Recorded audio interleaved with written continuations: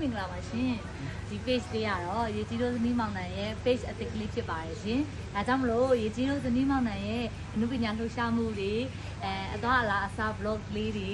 အများကြီးတင်ပေးမှာဖြစ်ပါတယ်အရင်တော့ပေါ့နော်ရေကြီးတို့ရိုက်ထားတဲ့ဓာတ်ပုံလေးတွေလည်းတင်ပေးမှာဖြစ်ပါတယ်ဒီ page လေးကတော့တတိတသက်မယ်ရေကြီးတယောက်တည်းကိုဝေတယောက်တည်းမဟုတ်ဘဲနဲ့ရေကြီးတို့2ယောက်လုံးရဲ့အလှူရှားမှုလေးအားလုံးကိုတင်ပေးတော့မှာဖြစ်ပါတယ်ရှင်ဒါကြောင့်မလို့စောင့်မျှော်ကြည့်ရှုအားပေးကြဖို့အားလုံးမြတ်တာရက်ခံပါတယ်ပြီးတော့လေရေကြီးတို့2ယောက်ကိုချစ်ပေးကြတယ်တယောက်ချင်းစီတိုင်းအားလုံးကိုလည်းကျေးဇူးထူးတင်ရှိပါတယ်လို့ပြောရသေးရှင်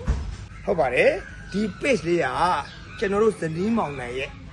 page လေးဖြစ်ပါတယ်ဝေလူကျော်အဆိုပြီးတော့ကျွန်တော်တို့ကအသစ်ဖွင့်လာတာပါဒီ page ကနေပြီးတော့ကျွန်တော်တို့မိသားစုလေးပေါ့နော်ကျွန်တော်လင်မယားရဲ့နေ့စဉ်မှတ်တမ်းလေးတွေတယောက်ကိုတယောက်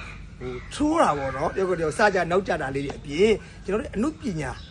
လုပ်တွေရနေပြီးတော့ကျွန်တော်တို့မှတ်တမ်းလေးတွေနော်ဇောက်ဝင်ခံလေးတွေတင်ပေးမှဖြစ်တဲ့အတွက်အားလုံးပဲဒီ page လေးကို like and follow လေးလုပ်ထားပေးကြပါအောင်ခင်ဗျာဟုတ်ကဲ့ပါရှင်ဒီ page လေးမှာဒီဘက်ကနှခမ်းဝင်းနဲ့ဦးလေးနဲ့ချက်ချောင်းကောင်မလေးနဲ့ရှိပါမယ်ရှင်ဒီဘက်ကလေနှလုံးလေးထုံးပြီးတော့ဒီဘက်က